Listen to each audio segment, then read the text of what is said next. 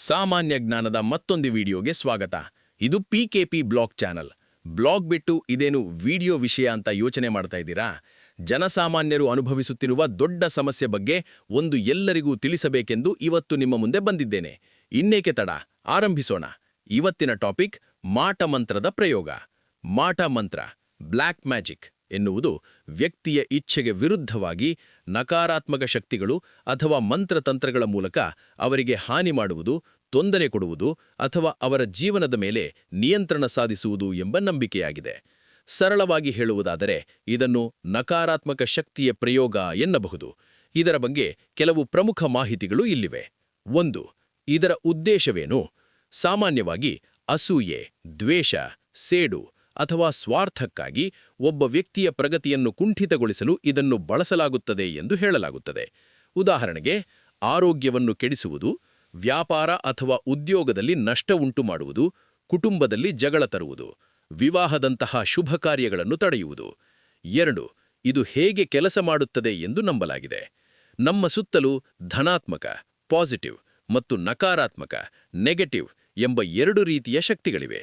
ಮಾಟಮಂತ್ರ ಮಾಡುವವರು ಕ್ಷುದ್ರ ದೇವತೆಗಳ ಆರಾಧನೆ ಅಥವಾ ವಿಶಿಷ್ಟ ಮಂತ್ರಗಳ ಮೂಲಕ ಆ ನಕಾರಾತ್ಮಕ ಶಕ್ತಿಯನ್ನು ಕೇಂದ್ರೀಕರಿಸಿ ಒಬ್ಬ ವ್ಯಕ್ತಿಯ ಮೇಲೆ ಪ್ರಚೋದಿಸುತ್ತಾರೆ ಎಂಬುದು ಪ್ರಾಚೀನ ನಂಬಿಕೆ. 3. ಮಾಟಮಂತ್ರದಲ್ಲಿ ಬಳಸುವ ವಸ್ತುಗಳು.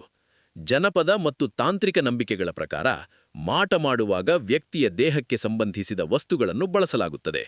ತಲೆಕೂದಲು, ಉಗುರು ಅಥವಾ ಬಳಸಿದ ಬಟ್ಟೆಗಳು, ಫೋಟೋ ಅಥವಾ ವ್ಯಕ್ತಿಯ ಹೆಸರು, ನಿಂಬೆಹಣ್ಣು, ಕುಂಕುಮ, ಬೂದಿ, ಮೊಳೆಗಳು ಅಥವಾ ಗೊಂಬೆಗಳು.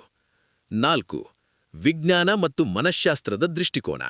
ವಿಜ್ಞಾನವು ಮಾಟಮಂತ್ರವನ್ನು ಒಪ್ಪುವುದಿಲ್ಲ. ಮನಃಶಾಸ್ತ್ರದ ಪ್ರಕಾರ ಒಬ್ಬ ವ್ಯಕ್ತಿಗೆ ನನಗೆ ಯಾರೋ ಮಾಟ ಮಾಡಿದ್ದಾರೆ ಎಂಬ ಭಯ ಆವರಿಸಿದಾಗ ಅವರಲ್ಲಿ ಅತಿಯಾದ ಆತಂಕ ಶುರುವಾಗುತ್ತದೆ. ಈ ಭಯದಿಂದಲೇ ಅವರಿಗೆ ನಿದ್ದೆ ಬರುವುದಿಲ್ಲ, ಕೆಲಸದಲ್ಲಿ ಗಮನ ಕೊಡಲು ಸಾಧ್ಯವಾಗುವುದಿಲ್ಲ ಮತ್ತು ಅನಾರೋಗ್ಯಕ್ಕೆ ಒಳಗಾಗುತ್ತಾರೆ. ಇದನ್ನು ನೋಸಿಬೋ ಎಫೆಕ್ಟ್ ಎನ್ನಲಾಗುತ್ತದೆ. ಅಂದರೆ ಕೆಟ್ಟದ್ದು ನಡೆಯುತ್ತದೆ ಎಂಬ ನಂಬಿಕೆಯೇ ಕೆಟ್ಟದ್ದನ್ನು ಉಂಟುಮಾಡುತ್ತದೆ. 5. ಇದರಿಂದ ಹೊರಬರುವುದು ಹೇಗೆ? ನಂಬಿಕೆಗಳ ಪ್ರಕಾರ ಭಕ್ತಿ ಮತ್ತು ಆತ್ಮವಿಶ್ವಾಸವೇ ಇದಕ್ಕೆ ದೊಡ್ಡ ಮದ್ದು. ಆತ್ಮವಿಶ್ವಾಸ, ನನ್ನನ್ನು ಯಾರೂ ಏನೂ ಮಾಡಲು ಸಾಧ್ಯವಿಲ್ಲ ಎಂಬ ದೃಢವಾದ ಮನಸ್ಥಿತಿ ನಿಮ್ಮನ್ನು ಕಾಪಾಡುತ್ತದೆ. ಧಾರ್ಮಿಕ ಶಕ್ತಿ, ಪ್ರತಿದಿನ ಇಷ್ಟದೈವದ ಪ್ರಾರ್ಥನೆ, ಶುಚಿತ್ವ ಮತ್ತು ಸಕಾರಾತ್ಮಕ ಆಲೋಚನೆಗಳು ನಿಮ್ಮ ಸುತ್ತ ಒಂದು ಸುರಕ್ಷಾ ಕವಚವನ್ನು ನಿರ್ಮಿಸುತ್ತವೆ. ವೈಜ್ಞಾನಿಕ ಚಿಕಿತ್ಸೆ, ಯಾವುದೇ ದೈಹಿಕ ಅಥವಾ ಮಾನಸಿಕ ಲಕ್ಷಣಗಳು ಕಂಡಾಗ ಮೊದಲು ವೈದ್ಯರ ಸಲಹೆ ಪಡೆಯುವುದು ಉತ್ತಮ. ಭಾರತೀಯ ತಾಂತ್ರಿಕ ಪರಂಪರೆ ಮತ್ತು ಜನಪದ ನಂಬಿಕೆಗಳಲ್ಲಿ ಕೆಲವು ಶಕ್ತಿಶಾಲಿ ಮತ್ತು ಭಯಂಕರವೆಂದು ಪರಿಗಣಿಸಲಾದ ತಾಂತ್ರಿಕ ಕ್ರಿಯೆಗಳ ಉಲ್ಲೇಖವಿದೆ. ಇವುಗಳನ್ನು ಸಾಮಾನ್ಯವಾಗಿ ಕ್ಷುದ್ರ ಶಕ್ತಿಗಳ ಆರಾಧನೆ ಎಂದು ಕರೆಯಲಾಗುತ್ತದೆ. ನಂಬಿಕೆಗಳ ಪ್ರಕಾರ ಅತಿ ಭೀಕರವೆಂದು ಪರಿಗಣಿಸಲಾದ ಕೆಲವು ಪ್ರಯೋಗಗಳು ಇಲ್ಲಿವೆ. 1. ಮರಣ ಪ್ರಯೋಗ, ಮಾರಣ ಕ್ರಿಯೆ. ಇದು ಅತ್ಯಂತ ಘೋರವಾದ ಪ್ರಯೋಗ ಎಂದು ಹೇಳಲಾಗುತ್ತದೆ. ಶತ್ರುವನ್ನು ಸಂಪೂರ್ಣವಾಗಿ ನಾಶ ಮಾಡಲು ಅಥವಾ ಅವರ ಪ್ರಾಣಕ್ಕೆ ಕುತ್ತು ತರಲು ಈ ಮಂತ್ರಗಳನ್ನು ಬಳಸಲಾಗುತ್ತದೆ ಎಂದು ನಂಬಿಕೆಯಿದೆ. ಇದರಲ್ಲಿ ಸ್ಮಶಾನದ ಭಸ್ಮ ಅಥವಾ ಪ್ರಾಣಿಗಳ ಬಲಿಯನ್ನು ಬಳಸಲಾಗುತ್ತದೆ ಎಂದು ಹೇಳಲಾಗುತ್ತದೆ. 2. ಬಲಿ ಮತ್ತು ಸ್ಮಶಾನ ವಿದ್ಯೆ. ಸ್ಮಶಾನದಲ್ಲಿ ಮಧ್ಯರಾತ್ರಿಯ ಸಮಯದಲ್ಲಿ ನಡೆಸುವ ಪೂಜೆಗಳನ್ನು ಅತ್ಯಂತ ಪ್ರಬಲವೆಂದು ಪರಿಗಣಿಸಲಾಗುತ್ತದೆ. ಅಲ್ಲಿನ ನಕಾರಾತ್ಮಕ ಶಕ್ತಿಗಳನ್ನು ಆವಾಹನೆ ಮಾಡಿ ವ್ಯಕ್ತಿಯ ಫೋಟೋ ಅಥವಾ ಗೊಂಬೆಯನ್ನು ಬಳಸಿ ತೊಂದರೆ ಕೊಡುವುದು ಇದರ ಉದ್ದೇಶವಾಗಿರುತ್ತದೆ. 3. ಘೋರ ವಶೀಕರಣ.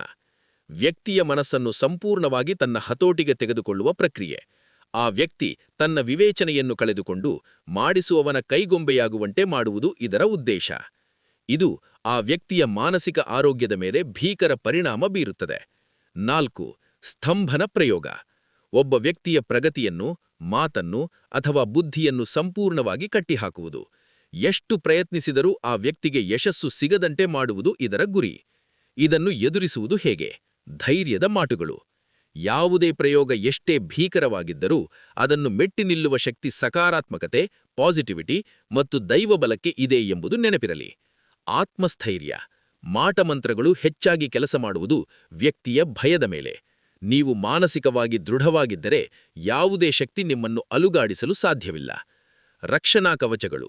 ಹಿಂದೂ ಧರ್ಮದಲ್ಲಿ ಸುದರ್ಶನ ಚಕ್ರ, ನರಸಿಂಹ ಮಂತ್ರ ಮತ್ತು ಆಂಜನೇಯನ ಆರಾಧನೆಯನ್ನು ಅತ್ಯಂತ ಶಕ್ತಿಶಾಲಿ ರಕ್ಷಣಾ ಕವಚಗಳೆಂದು ಪರಿಗಣಿಸಲಾಗುತ್ತದೆ. ಅತಿ ಭಯಂಕರ ಮಾಟಗಳನ್ನು ಇವು ಹತ್ತಿಕ್ಕಬಲ್ಲವು ಎಂಬ ನಂಬಿಕೆಯಿದೆ. ಕಾನೂನು ನೆರವು. ಕರ್ನಾಟಕ ಸೇರಿದಂತೆ ಹಲವು ರಾಜ್ಯಗಳಲ್ಲಿ ಮಾಟಮಂತ್ರ ವಿರೋಧಿ ಕಾಯ್ದೆ ಜಾರಿಯಲ್ಲಿದೆ.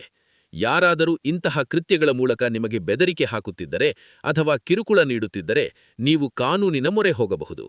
ಮಾಟಮಂತ್ರ ನಂತಹ ನಕಾರಾತ್ಮಕ ಶಕ್ತಿಗಳಿಂದ ನಿಮ್ಮನ್ನು ಮತ್ತು ನಿಮ್ಮ ಕುಟುಂಬವನ್ನು ರಕ್ಷಿಸಿಕೊಳ್ಳಲು ಧಾರ್ಮಿಕ, ಮಾನಸಿಕ ಮತ್ತು ವೈಜ್ಞಾನಿಕವಾಗಿ ಕೆಲವು ಮಾರ್ಗಗಳಿವೆ.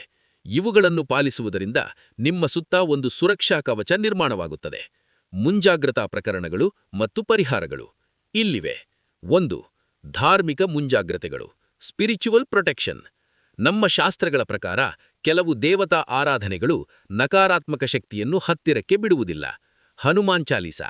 ಪ್ರತಿದಿನ ಸ್ನಾನದ ನಂತರ ಹನುಮಾನ್ ಚಾಲೀಸಾ ಪಠಿಸುವುದು ಅತ್ಯಂತ ಶಕ್ತಿಶಾಲಿ ರಕ್ಷಣೆ. ಭೂತ ಪಿಶಾಚ ನಿಕಟನಾವೈ ಎಂಬ ಸಾಲುಗಳು ನಕಾರಾತ್ಮಕತೆಯ ಭಯವನ್ನು ದೂರ ಮಾಡುತ್ತವೆ. ಮನೆಯಲ್ಲಿ ದೀಪ. ಪ್ರತಿದಿನ ಬೆಳಗ್ಗೆ ಮತ್ತು ಸಂಜೆ ಮನೆಯ ಹೊಸ್ತಿಲಿನಲ್ಲಿ ಅಥವಾ ದೇವರ ಕೋಣೆಯಲ್ಲಿ ದೀಪ ಹಚ್ಚಿ. ಕತ್ತಲೆ ಮತ್ತು ನಕಾರಾತ್ಮಕ ಶಕ್ತಿಗಳು ಬೆಳಕಿರುವಲ್ಲಿ ಇರಲಾರವು. ಧೂಪ ಹಾಕುವುದು. ವಾರಕ್ಕೆ 2 ಬಾರಿ ಮನೆಯಲ್ಲಿ ಗುಗ್ಗುಳ ಅಥವಾ ಸಾಂಬ್ರಾಣಿ ಧೂಪವನ್ನು ಹಾಕಿ. ಇದರ ಹೊಗೆಯು ಮನೆಯಲ್ಲಿರುವ ಕೆಟ್ಟ ವೈಬ್ರೇಷನ್ ಅನ್ನು ಹೋಗಲಾಡಿಸುತ್ತದೆ. ಉಪ್ಪು ನೀರಿನ ಬಳಕೆ. ವಾರಕ್ಕೆ ಒಮ್ಮೆ ಸ್ನಾನ ಮಾಡುವ ನೀರಿಗೆ ಸ್ವಲ್ಪ ಕಲ್ಲು ಉಪ್ಪು ಸೇರಿಸಿ ಸ್ನಾನ ಮಾಡಿ.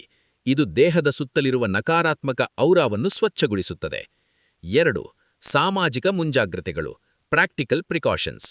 ಹಳೆಯ ಕಾಲದಿಂದಲೂ ಹಿರಿಯರು ಕೆಲವು ಮುನ್ನೆಚ್ಚರಿಕೆಗಳನ್ನು ಪಾಲಿಸಲು ಹೇಳುತ್ತಾರೆ. ವಸ್ತುಗಳ ವಿಲೇವಾರಿ. ನಿಮ್ಮ ಉಗುರು, ಕೂದಲು ಅಥವಾ ಹಳೆಯ ಬಟ್ಟೆಗಳನ್ನು ಎಲ್ಲೆಂದರಲ್ಲಿ ಬಿಸಾಡಬೇಡಿ.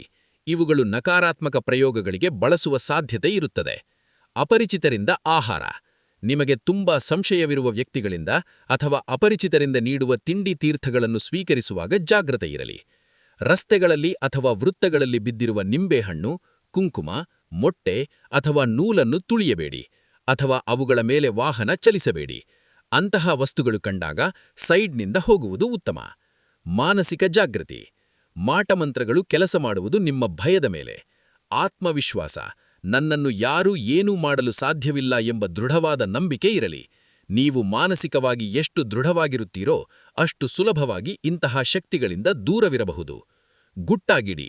ನಿಮ್ಮ ಜೀವನದ ಅತಿದೊಡ್ಡ ಸಕ್ಸೆಸ್ ಅಥವಾ ಹಣಕಾಸಿನ ವಿಚಾರಗಳನ್ನು ಎಲ್ಲರ ಮುಂದೆ ಹಂಚಿಕೊಳ್ಳಬೇಡಿ. ದೃಷ್ಟಿದೋಷ ಈವಿಲ್ ಐ ಕೂಡ ನಕಾರಾತ್ಮಕತೆಗೆ ದಾರಿಯಾಗಬಹುದು. ಸರಳ ರಕ್ಷಣಾ ತಂತ್ರಗಳು. ಮನೆಯ ಹೊಸ್ತಿಲಿನಲ್ಲಿ ಮನೆಯ ಮುಖ್ಯದ್ವಾರಕ್ಕೆ ಕರಿಮಣಿ ಅಥವಾ ದೃಷ್ಟಿಗೊಂಬೆ ಅಥವಾ ಕಪ್ಪು ದಾರದಲ್ಲಿ ಕಟ್ಟಿದ ನಿಂಬೆಹಣ್ಣು, ಮೆಣಸಿನಕಾಯಿ ಹಾಕುವುದು ಕೇವಲ ಮೂಢನಂಬಿಕೆಯಲ್ಲ, ಅದು ಹೊರಗಿನ ಕೆಟ್ಟ ದೃಷ್ಟಿಯನ್ನು ತಡೆಯುವ ಸಂಕೇತ.